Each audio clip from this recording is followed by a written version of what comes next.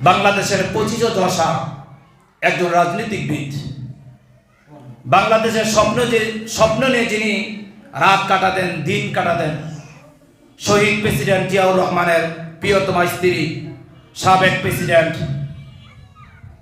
Begum Zia 30 December আল্লাহ তাআলার ডাকে তিনি সাড়া দিয়ে চলে গেলেন। আমরা আল্লাহ তাআলার কাছে দোয়া করি, আল্লাহ তাআলা তার এই বান্দির কবরকে জান্নাতের মেহমান বানিয়ে দিক। উচ্চ আওয়াজে বলছি আল্লাহুম্মা আমিন। এ দোয়া করা যাবে কি যাবে না? যদি এই দোয়া না করতাম, যারা বেগম জিয়ার পক্ষের লোক ছিল তারা বলতো হুজুর এই দোয়া তো করলেন না। কিন্তু বিএনপির কত নেতা আছে এই পর্যন্ত একটা ফোন দিয়ে কেন হুজুর জিয়ার জন্য দোয়া করেন, একটা মানুষ এই পর্যন্ত ফোন দিয়া পেলে।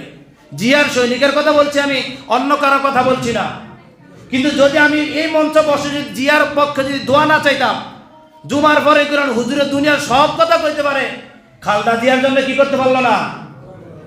এ কথা বললেন কি বললেন না?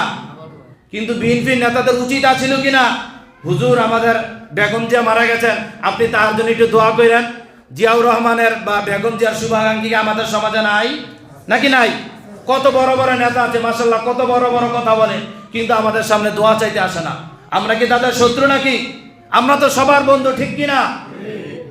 আমরা সকলের জন্য দোয়া করি, যারা মুমিন, যারা মুমিনাত, যারা দেশকে ভালোবাসতেন, আল্লাহ তাআলা সবাইকে জান্নাতের মেহমান বানিয়ে দেন। বলছি আল্লাহুম্মা আমিন।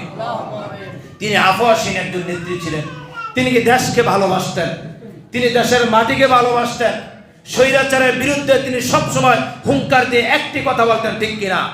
তিনি কোনো ব্যক্তির সাথে আপোষ করতেন না। তিনি একটা কথা সবসময় বলতেন, আমি যতদিন বাঁচবো দেশেই বাঁচবো, যদি মরে যাই দেশেই মরবো। এ কথা তার স্লোগান ছিল কি ছিল না? আল্লাহ তাআলা তার কথা কবুল করেছেন, তাকে আল্লাহ তাআলা দেশেই মৃত্যুবরণ করার সুযোগ করে দিয়েছেন।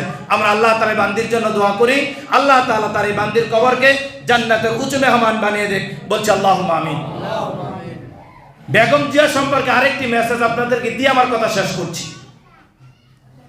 আজকে প্রশ্ন উঠেছে, বেগম খালেদা জিয়াকে ওলামায়ে কেরাম কেন এত বেশি মহব্বত করে? এরকম প্রশ্ন উঠছে কি উঠে নাই?